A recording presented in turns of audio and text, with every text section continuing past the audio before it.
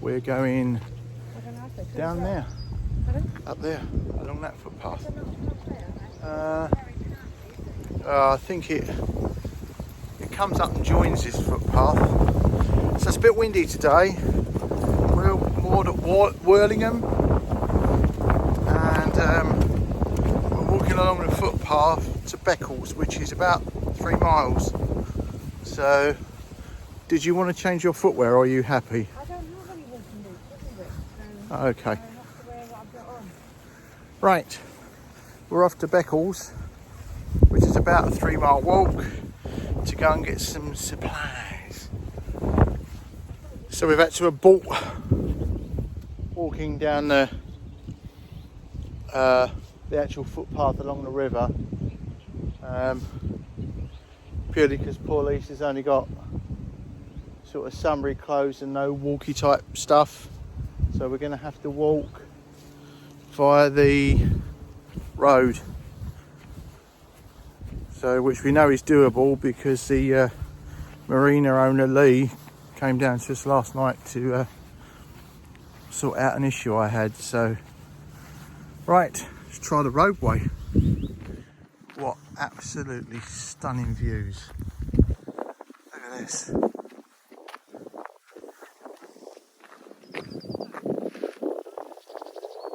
Absolutely stunning views.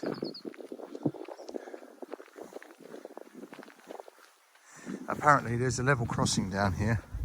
So this is the way that Lee from Lodden Marina came out and rescued us last night. Another swan nesting. There's one just further back from where the boat is, a swan nesting. So, oh, this is just unbelievable. Just to prove this is actually a road, it's warning you that there is a gated level crossing and there is a risk of grounding. Yeah, I love it. That sounds like an unhappy doggy.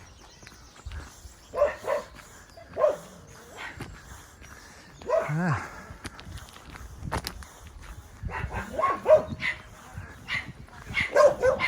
Crossing Cottage. What a lovely place to live.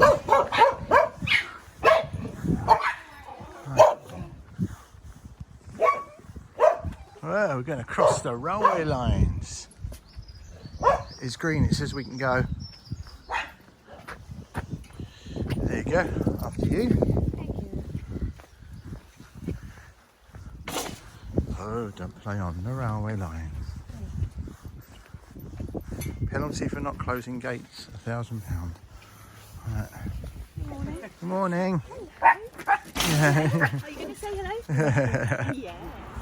Well, we were going to try and walk along the 146 and decided that it probably wasn't a good idea because there's no footpath. But well, I can't believe it, but it was sending us that way as on foot. good old Google Maps. It was a very, very busy road.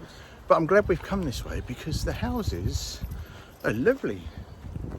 It's better walking when there's lots to see, isn't there? Yeah. Look at somebody's garden. Yeah. Look at that house there then. Hang on 2 seconds. Look at that.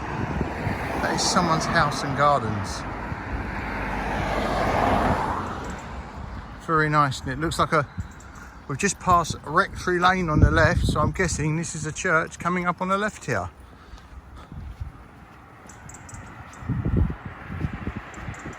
And there's a church, and it's got the stone, not cladding, cladding's not the word, is it? Stone, the stones that make up the outside of it, which Lisa thought was a French, well, it is a French thing, but it appears to have been done here a lot in Norfolk and Suffolk. So, do we know the name of this church? All Saints Parish Church, Worlingham.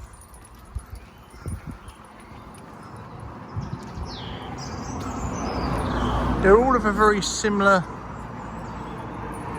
sort of build.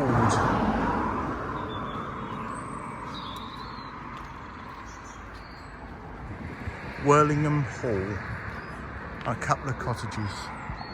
So I'm taking it behind there is a very nice sort of mannery house type place. Let's have a look on Google Maps.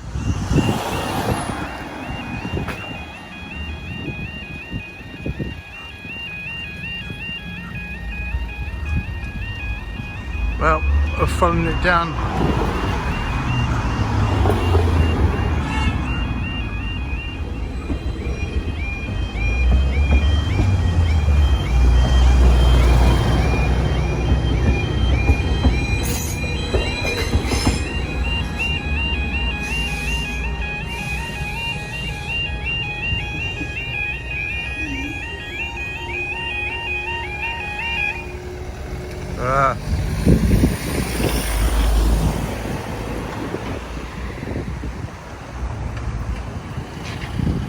Well, I think we've made it into town.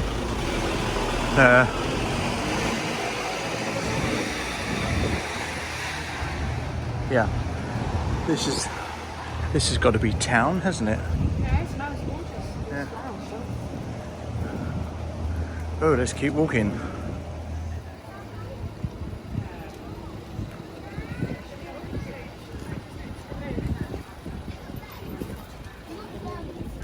So we've had a walk. It's taken us probably, what, hour and a half? Yeah, it's not bad, is it? Yeah, talking. Perfect walking weather. It's nice and sunny, Yeah. but there's a wind to keep you cool. And it was fairly flat, wasn't it? Yeah, and I put a coat on, which I put in my bag, but my bag was to carry the shopping back with. So I might have to tie the coat around my waist later. After that, we get a taxi back. Well, there's plenty of buses. Yeah, that's true. That's true. I don't know how far the bus goes. What if it got us down to the roundabout on the 146? That'd be good. And then It's only a mile and a half about a from mile there, from isn't it? us to the back to the boat. So, I'm moving. eh? You're moving. Yeah. I lived in Norfolk for 20 years. No, I meant I'm moving. Oh, sorry. Sea legs. Excellent. We spoke having a quick coffee, haven't we? Yeah. Quick coffee. Right. Oh, it's a perfect day to sit out, isn't it? Yeah. I like the umbrellas, the fact that they go back against the wall. Are we gonna go walk down to the quay? Yeah. Yeah. Sounds like a plan. What, the key that we See didn't that get on? we could have got to, but we didn't. So, right. Back in a minute. Well, how unusual is this? So this is the church. But the bell tower is separate. Have you ever seen that before? Lisa, have you ever seen a separate bell tower before? No, but I'm just wondering if that used to be like an abbey rather than just a church. It doesn't look like a church, does it? No. Should we go and have a look down here?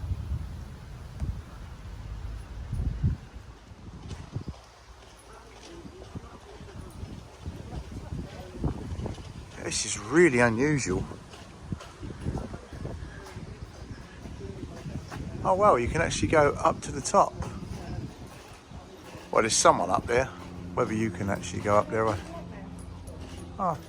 So Lisa was just saying that the list of rectors goes back to 1291, and quite a few at the top I've got Dutch names. Yeah, well, you don't really get to any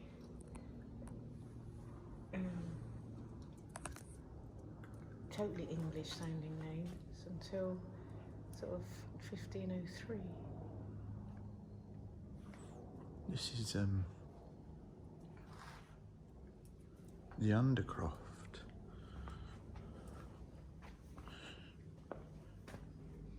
Back in 1291, the patron is the Abbot of Bury. So abbots are normally in charge of abbeys. Yeah. So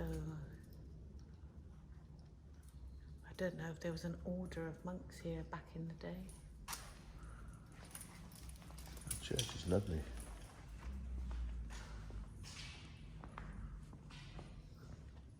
Huge. Absolutely huge.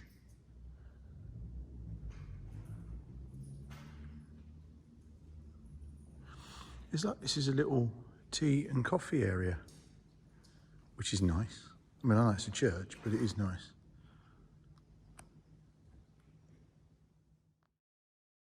Why is the history of the church? So, we're looking at the 10th century. It was the abbots of Bury St Edmunds, so this was just boggy marshland. But interestingly, the rent was paid in herrings, 60,000 herrings a year. And the church, the first church, was St Peter's, built in the 11th and 12th century. So this actual church, St Michael's, was begun in 1369. So Beccles had been drained and got a large market town by then. So the church again was the abbot of Bury St Edmunds. It took 40 years to build this church. It was completed in 1410. Quite a lot happened in the 15th century here. This church would have been a bit like a community centre, so it would have been a place of learning, a place of music. It would have been used as a courtroom. They'd have had civic meetings here, so councillors would have come here. So it would have been quite an important building. It was added on to as time went on, and the sacred pieces, the chancel and the sanctuary, wouldn't have been used other than for religious meetings.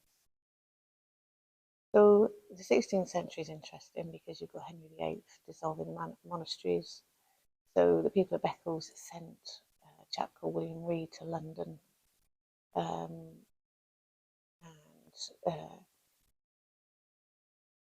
to stop this place from being dissolved. Luckily for them, I suppose that lasted so long that this church wasn't dissolved, and they got granted the lordship of Beccles and the charter by James I in 1605. So after this jumps about a bit actually, because before that there was a fire here, and the church was destroyed in what was called the Great Fire of Beccles. Every place has got a Great Fire in it. So they had to start rebuilding. The church took a little while to rebuild. There's some notable famous people from here. So Horatio Nelson, his parents were married in this church.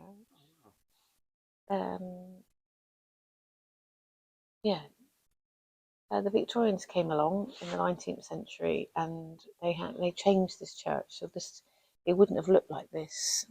So they moved, they added to it, they moved where the organ was, they put it in the northeast corner, whereas it had been in the west gallery. And they also, interestingly, put in central heating. They put in radiators and a coke-fired boiler. So this church, they've removed all the uncomfortable pews, and they put in the side aisles, so this church will comfortably sit 1,000 people. Oh yeah, the bell tower was built in the 16th century.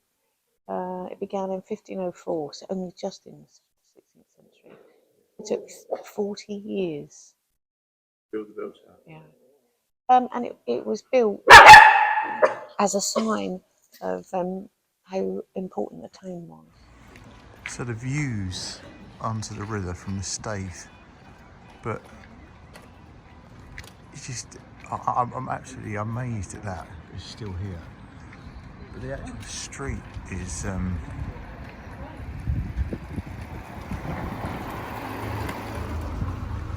I don't know if preserves the word. I mean, like, the old bakery's up there on the left, and There's an author's house back there. there was a what? Sorry. An author's house, and the building up there was the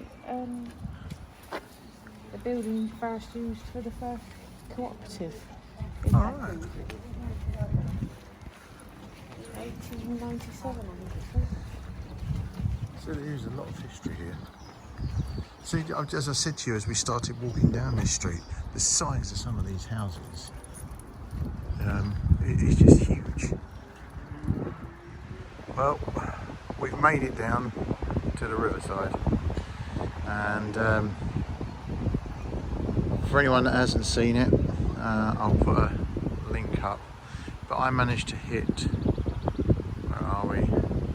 That bridge yesterday with the back end of the radar arch.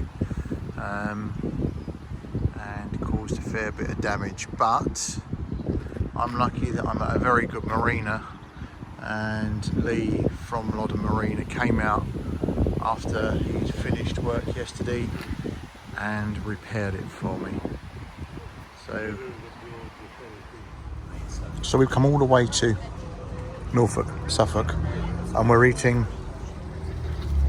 pasties. Well, I've just asked for a cheese and onion baguette.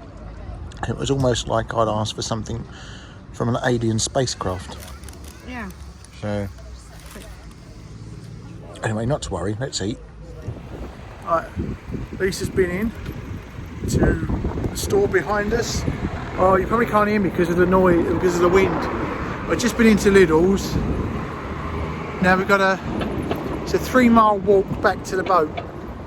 So, some stuff in the rucksack, some in a bag, and it says it should take us 1 hour and 20 minutes. So, yeah. Is that good or bad? Well, the average is 20 minutes for a mile. Huh? Yeah. Excellent. Slow amble anyway. We'll do slow amble. Works for me.